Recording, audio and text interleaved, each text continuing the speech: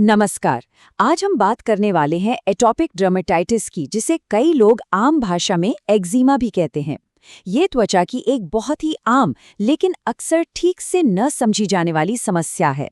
तो चलिए जरा इसे और अच्छे से समझते हैं कि आखिर ये है क्या और इससे निपटा कैसे जाए। सुनने में ये एक बहुत ही आम सी बात लगती है ना? लेकिन यही वो शिकायत है जो इस समस्या की असली तस्वीर हमारे सामने रखती है। ये सिर्फ त्वचा पर दिखने वाले कुछ निशान भर नहीं है, बल्कि ये एक लंबी चलने वाली परेशानी है जो हमारी रोजमर्रा की जिंदगी पर गहरा असर डालती है। तो चलिए अब जरा गहराई में उतरते हैं और समझते हैं कि डॉक्टरी भाषा में ये एटोपिक डर्मेटाइटिस आखिर है क्या भला। किसी भी चीज को समझने के लिए सबसे पहले उसके लक्षणों को पहचानना पड़ता है। तो वो कौन से संकेत हैं, कौन से साइंस हैं जो हमें बताते हैं कि ये कोई मामूली खुजली नहीं है बल्कि एटोपिक डर्मेटाइटिस हो सकता है। देखिए, इस बीमारी का जो सबसे सबसे मुश्किल हिस्सा है ना, वो है इसका खुजली रैश का चक्र। ये एक ऐसे जाल की तरह है जिसमें इंसान फंस कर रह जाता है। खुजलाने से लगता तो है कि आराम मिल रहा है, लेकिन सच तो ये है कि ये आग में घी डालने जैसा काम करता है और समस्या को और ज्यादा बढ़ा देता है। तो होता क्या है? सब कुछ शुरू होता है एक बहुत तेज, परेशान करने वाली खुजली से। फिर उसे खरोचने की एक जबरदस्त इच्छा होती है और खरोचने से त्वचा पर रैश उभर आते हैं और ये रैश ये और भी ज्यादा खुजली पैदा करते हैं और बस यहीं से ये कभी न टूटने वाला चक्र शुरू हो जाता है। इस चक्र के अलावा एक और बहुत बड़ा संकेत है ज़िरोसिस। इसका सीधा सा मतलब है त्वचा का बेइंतहा सूखापन। मतलब इतनी सूखी कि त्वचा पर पपड़ी जैसी जमने लगती है, बिल्कुल जैसे मछली की खाल होती है वैसी। ये सिर्फ ऊपरी सूखापन नहीं होता, ये त्वचा की नमी को अंदर बनाए रखने की क्षमता का कम हो जाना है। और हाँ, एक बड़ी दिलचस्प बात यह है कि ये रैश शरीर पर कहाँ होंगे, ये अक्सर उम्र के साथ बदलता रहता है। छोटे बच्चों में ये ज्यादातर गालों पर और हाथ पैर के बाहरी हिस्सों पर दिखते हैं, वहीं बड़ों में ये कोहनी के अंदर और घुटनों के पीछे ज्यादा पाए जाते हैं। अच्छा, अब इतने सारे लक्षण जानने के बाद मन में ये सवाल जरूर आता होगा कि भाई डॉक्टर इसे पक्के तौर पर कैसे पहचानते हैं। तो अच्छी खबर ये है कि इसका तरीका काफी सीधा साधा है। असल में इसका जो डायग्नोसिस है ना, वो क्लिनिकल होता है।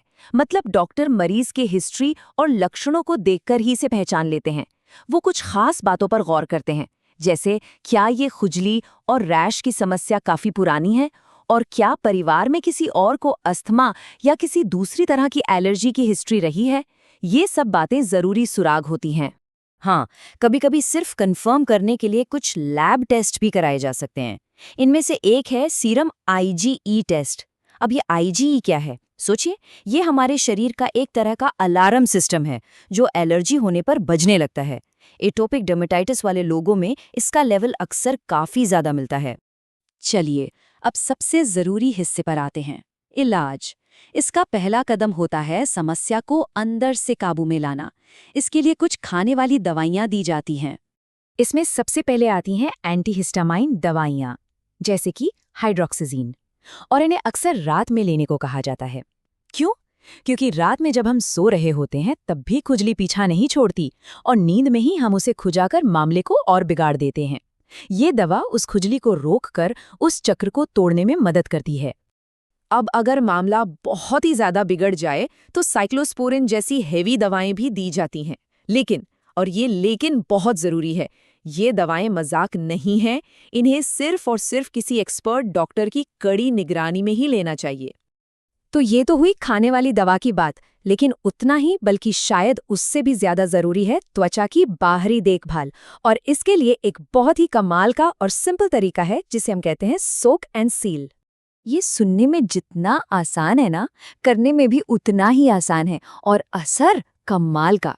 देखिए करना क्या है, सबसे पहले त्वचा को गुनगुने पानी में कुछ देर भीगा रहने दें।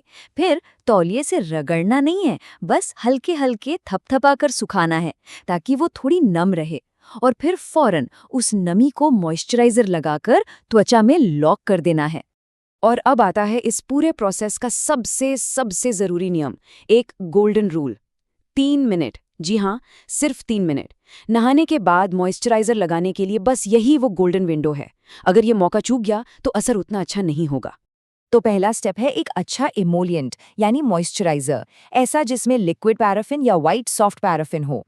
और जैसा मैंने कहा, इसे हमेशा हल्की नम त्वचा पर ही लगाएं ताकि त्वचा की नमी अंदर ही लॉक हो जाए, सील हो जाए। अच्छा, अब जब रैश बहुत ज़्यादा हो, उनमें सूजन हो, तब डॉक्टर स्टेरॉइड क्रीम भी देते हैं। लेकिन इसके इस्तेमाल के कुछ पक्के नियम हैं जिन्हें तोड़ना नहीं है।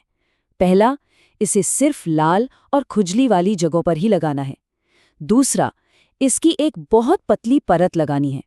और तीसरा, इसे लगातार 2 हफ्तों से ज़्यादा इस्तेमाल नहीं करना है। तो आखिर में एक बात समझना बहुत ज़रूरी है। एटोपिक डर्मेटाइटिस जैसी जो पुरानी क्रॉनिक समस्याएं होती हैं ना, उनका कोई एक दिन में होने वाला जादू इलाज नहीं होता। बात इलाज की नहीं, बात है कंट्रोल की, मैनेजमेंट की। सही जानकारी और सही देखभाल से इसे पूरी तरह काबू में रखा जा सकता है। तो सवाल बस इतना है कि इस न खत्म होने वाले चक्र को तोड़ने के लिए वो पहला सही कदम उठाने की तैयारी है या नहीं।